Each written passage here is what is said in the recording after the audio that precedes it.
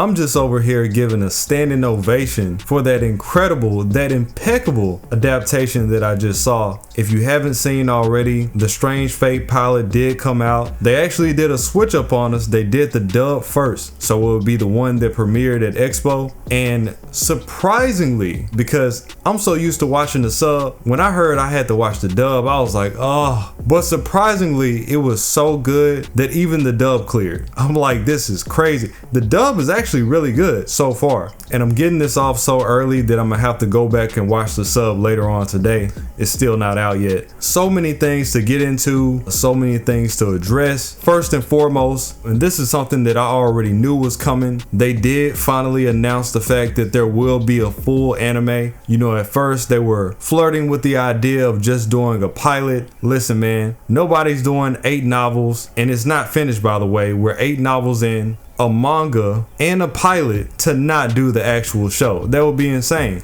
And I saw people wondering why they did it this way. Marketing. It's simple marketing, guys. Marketing 101. Build up hype, get people invested, give them a little bit, but not too much at one time. As far as the adaptation goes, I love it. Everything about it, front to back. The actors, the animation, the directing. I know it's still the prologue, so you can't give them too much credit too early, but so far they're doing a fantastic job. It was so good to see all the people finally being brought to life, and we'll get more into that here in a minute. Prelati, Jack the Ripper, Flat, Waver, everybody, man. Gil, Enkidu, my guy Reeves. Yo, I'm rocking with Reeves hard. Faldeus, he was actually a lot more animated than I thought he'd be. And I feel like this really livens up my expectation of his character, because the adaptation shows a more playful side to his character, I feel like. Tsubaki, that's the little girl. If you don't know, her servant, the giant black swarm that you see,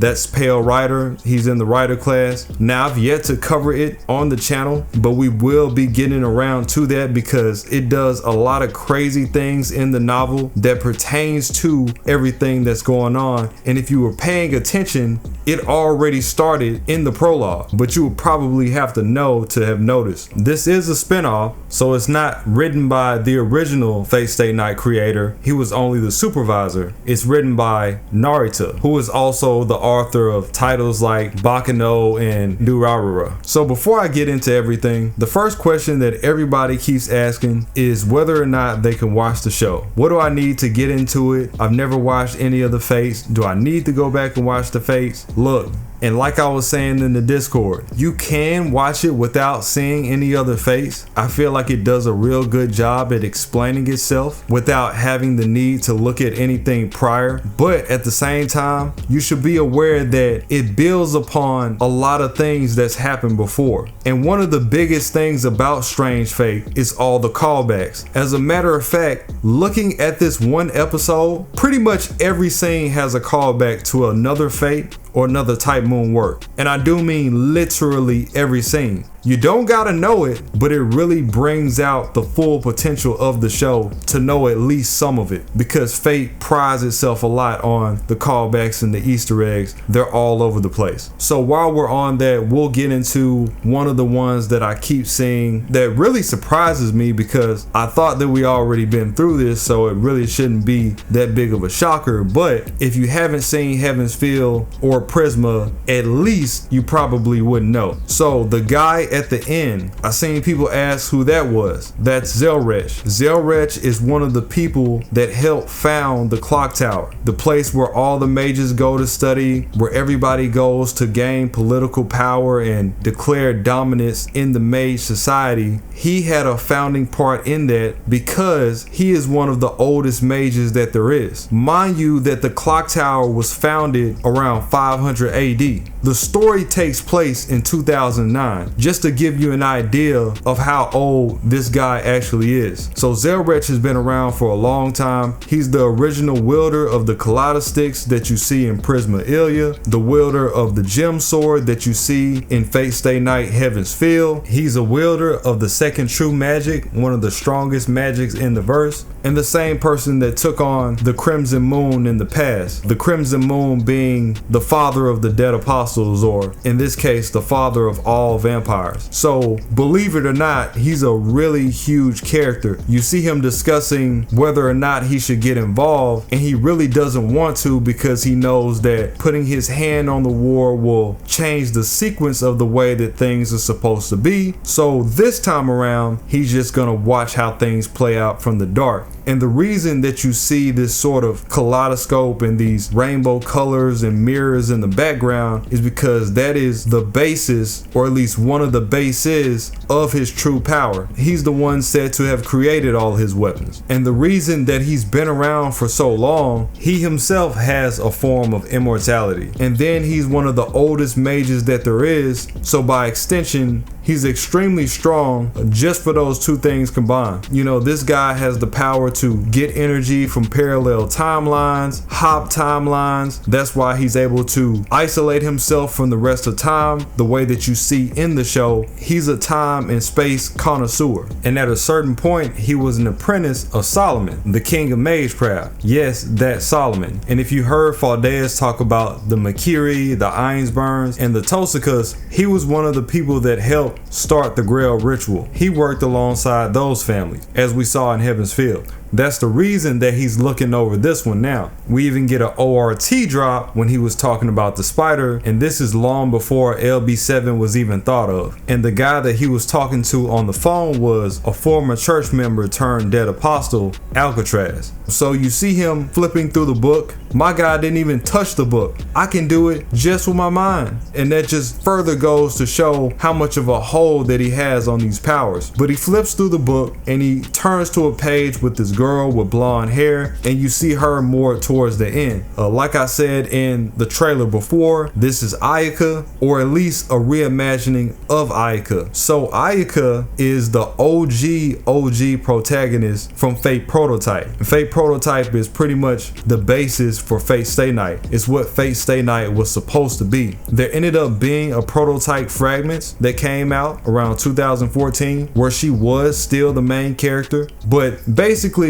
she's the original Shiro. It was supposed to be her as the main character and the male King Arthur. That's how it was set up originally. And then when Stay Night got finalized, Nasu ended up going along with Shiro and changing King Arthur into a female, which is where we got Artoria. So that's where she comes from. But the whole point of her character is that it's supposed to be an actual reimagining. So we don't know if that's her or not, especially considering that while she does look the same, she has blonde hair. The original Ayaka was supposed to have dark hair. And if you listen to her lines, she even brings this up saying that I'm not gonna partake in what you guys want me to be a part of. So what's the difference between this Grail War and the ones that we've had before? Well, the basis for the things like Unlimited Blade Works, Fate Zero, Heaven's Field is that all of them took place in the same location, and that's where it all started, Fuyuki, which is in Japan. Fate Zero took place in 1994. That was the 4th Grail War. And then Fate Stay Night took place in 2004. That was the 5th Grail War. But this war, on the other hand, takes place a couple of years afterwards. It's in 2009, and instead of being in Fuyuki, Japan, it's over in the West in the United States in a city called Snowfield, Nevada Snowfield. And I've seen people say, what's all this talk about this being an alternate timeline to Stay Night? So the thing about the Strange Fate timeline is that it's a lot like the Fate Extra timeline. And I know people might see a lot of things that try to make it super confusing. It's really not confusing at all. Think about it like this. The gist is that this takes place in the alternate timeline from Fate Stay Night. Fate Zero, UB-Dub, Fate Route, Heaven's Field, all of that. So it considers that those events happen, but this timeline is operating on its own spectrum. It's like one timeline you go out to eat, the other timeline you stay home and you cook for yourself.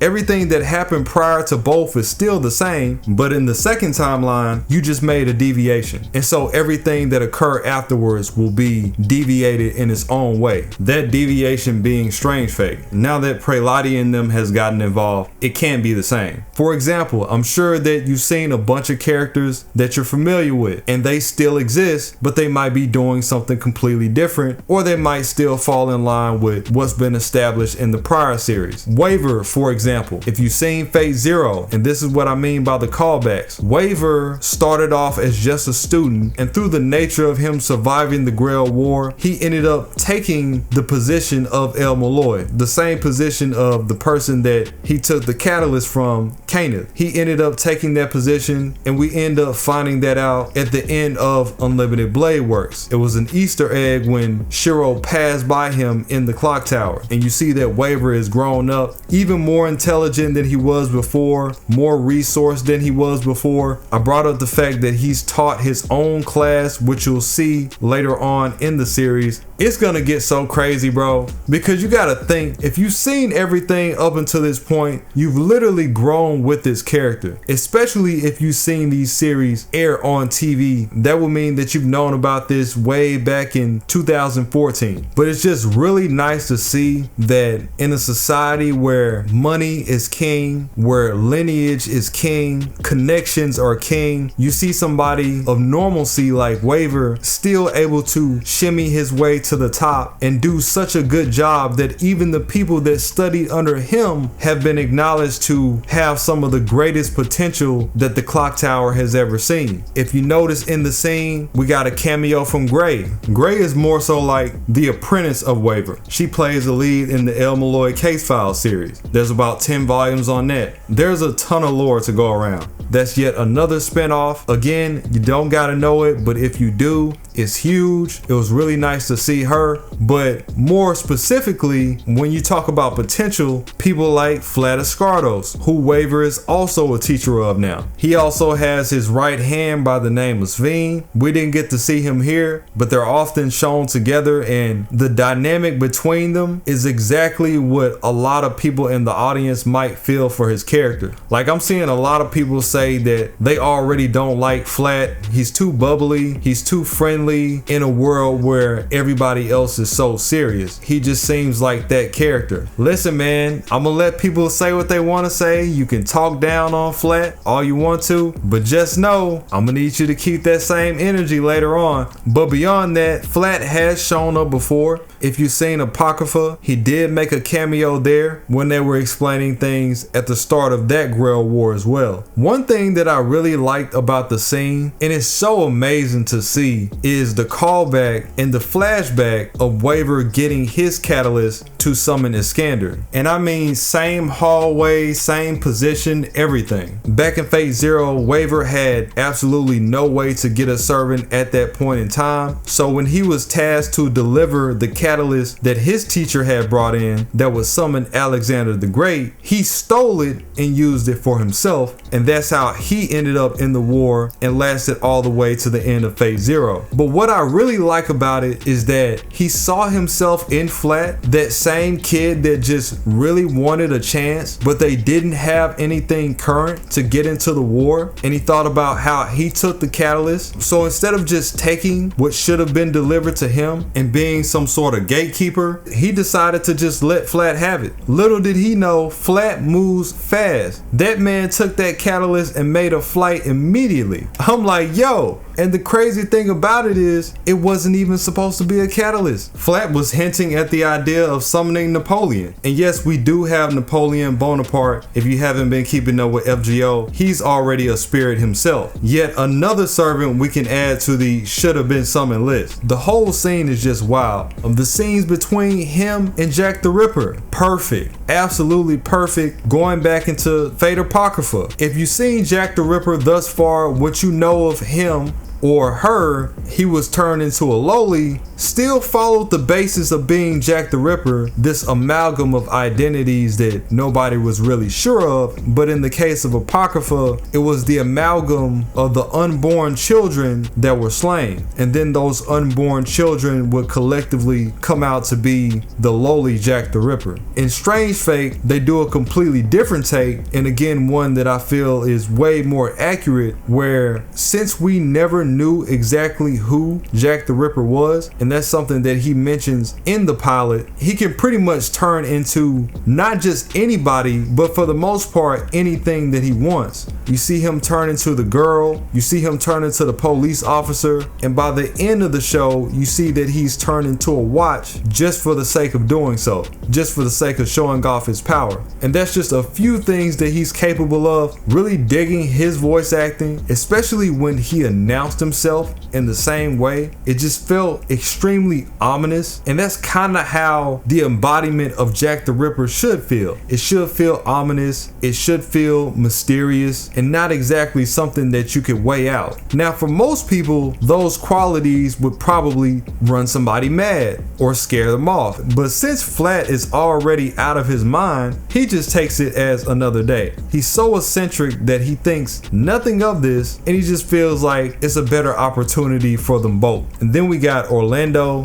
Dumas, and my girl Prelati, the criminal mastermind. You hear me? James Moriarty would be proud. I really like the dialogue between Prelati and Orlando. It's exactly how it's supposed to be. Little bit censored, but that's fine. I do get what they mean, and it's an adaptation, so it's cool. I feel like the person that's playing Dumas really nailed it. If you don't know, Dumas is the caster. That is the servant of the police chief. Alexander Dumas is the author that wrote Edmond Dantes. So on top of us having Edmond as a servant from FGO, we also have the person that wrote him too. He wrote The Three Musketeers, and he also wrote The Count of Monte Cristo. And what you'll see in the adaptation is that it's taken this concept of plagiarism and given him the ability to create pseudo-noble phantasms at will. So what he's done is that he's helped the police chief, Reeve, reinforcing the entire Clan Calatin police force by giving them pseudo-noble phantasm weapons. And that way they can fight on a scale where even they could pose a threat to a servant in their mass numbers. I can't wait till we get to that scene. Oh my goodness, bro. You know, I was actually trying to calculate how far we could possibly get, considering that it was just a pilot. But now that I know that they've covered what they've covered, it was an hour long, so that's about 3 episodes in and of itself. The time that you see Clan Calatin in action really isn't that far from now, but it's far enough where it'll be somewhere around season 2. And that's just saying that the basis is the run-of-the-mill. They do 12 episodes for one season, 12 episodes for the next season. But who's to say how they do it? If you remember Babylonia, they just did 21 episodes for that outright. That was a completely different scheme as to how studios do it normally. And it turned out great. So whatever they decide to do, just know that it's not far from here, and there's gonna be some incredible things that work. Really like the argument that Prelati makes about good and evil, how she mentions that it's just way easier to be the bad guy because you can just make the justification for it. But then again, you can say the same thing about being the good guy. So she really tramples on the idea of people being morally just, and she kind of trolls Orlando about him quote unquote being on the righteous side when they're all in cahoots for the war together. If you guys missed my Prelati video, she's one of the few people from Strange Fate that I've already done. Covered her whole story up until about at least the 6th or 7th novel. She's the reason that everything is going on the way that it's going to happen now. She's the reason behind the Fuyuki system being copied. She actually took from the 3rd and the 4th war and weaved it all together and made her own idea of the war. Tried to get part of the 5th in there, but Zulkin was on her head. Bunch of twists and turns happening, some of which that even she wasn't prepared for. So now there's going to be double the amount of servants taking part in it. So everything that the character Faldeas was talking about at the beginning, you'll come to find that they're all in it together. Reeve, Prelati, Faldeas. Faldeas just works behind the scene for the US government, but they have their behind the scenes relationship going as well. We got Jester and my girl No Name, and you can already see that this is one of the many deviations that this war presents to the audience. The moment that Jester tries to woo No Name, No Name just says nope and she immediately takes his life and everybody else in the room for thinking that they could just override her and force her to do anything that she doesn't want to do, as well as go against her beliefs. We've covered her a little bit in the Every Hassan video. Everybody in this war is broken, by the way. It's going to be an extremely good time. But you'll see that once she took Jester's life, he immediately comes back up and he uses the revolver effect in his chest to shapeshift into a different form. And that's because he has multiple of these forms that he can turn into. The mage that he summoned her in is just one of many. And the second form is as well. The blood that you see fill up at the bottom of the room, and it's just flooding all of the corpses of the mages that were supposed to be on his side. That's kind of showcasing his species. Jester is in fact a dead apostle, one of the strongest dead apostles that we've seen. So what he was doing beyond being completely insane is he's just absorbing all of the remnants of those people that she fried in the background through his dead apostle ways. You know, as a dead apostle, he's a vampire. They can't get enough of blood and flesh. As you can see, he has this infatuation with No Name that really pleases the pinnacle of his desires. It's kind of like the Gil and Saber thing. I want you more because I can't have you. It's kind of that weird type of relationship. So you see a lot of that throughout the war, but it doesn't go the same way at all. No Name is not going for that in the slightest. And then we got the two goats, Enkidu and Gilgamesh, alongside their masters, Tine, and the master of Enkidu is the wolf. And this stems from just the background of Enkidu in general. You know, Enkidu was a figure that was created to quell Gil back in his myth,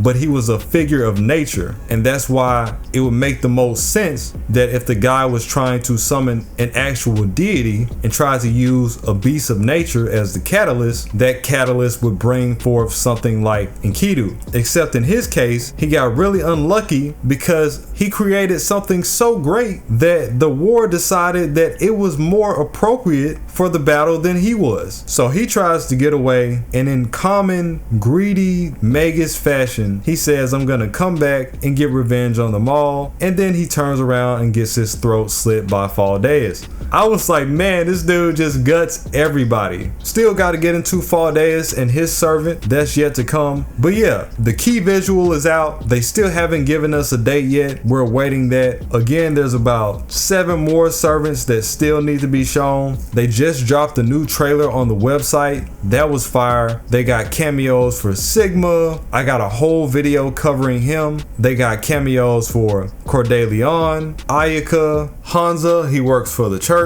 I got a don't sleep for him. Richard the Lionheart using his Excalibur. That's Ayaka's servant, by the way. I got a whole don't sleep on Richard and how strong he is. Ridiculous. I know everybody's just waiting to see Herc, but Herc's in this too. He's just further on down the line, along with some other people that we're going to get into. I really want to do a side-by-side comparison to the manga and the light novels. It might take too much time though, we'll see. That fight between Gil and Enkidu was just gorgeous. The dialogue was fire. The music was hidden. All the music is hidden, to be honest. I really like how pronounced they made their powers in terms of impact, in terms of scale. You see Gilgamesh literally breaking space with his Aya. In that fight particular, they were summoning thousands of weapons. That's why you saw so many portals on his side, and then the same for Enkidu on the counter. You see their powers peeking out of the side of Earth. You see Enkidu literally transform into an extension of Earth itself. You see them both showing off their ability to fly, and then you see the huge crater that they leave behind when the two of them were really just playing around, like they didn't even get started all the way. I will admit that since they were short on time, the fight did feel really short-lived in comparison to reading it, either the manga or the novel. It just felt like it came and it went. It almost felt like watching the trailer, it went so fast. But the scenes were so organic, and I already know the context, so I'm not really tripping. But yeah, I would have liked for them to spend more time on that, but I know that they're just trying to get through everything and not make it seem so huddled up. And that was the point of the fight anyway. It wasn't supposed to be an all-out battle. It was supposed to be, you know, just them reuniting more more like a fist bump, and that's exactly what it was. I will say that everything that you might have thought about Fate, if you have watched it, you can just throw that out the window. This Grail War is all over the place. Things that you may have thought about Gilgamesh. Oh, this Gilgamesh is the rude and greedy king, but you'll see that the way that he treats Tine is completely different from the way that he treats Tokiomi, and we've done a whole video covering that. It's all about the era that Gil is summoning and who he's summoned with. He actually really likes Tine, and they offer a lot of good dialogue between each other too.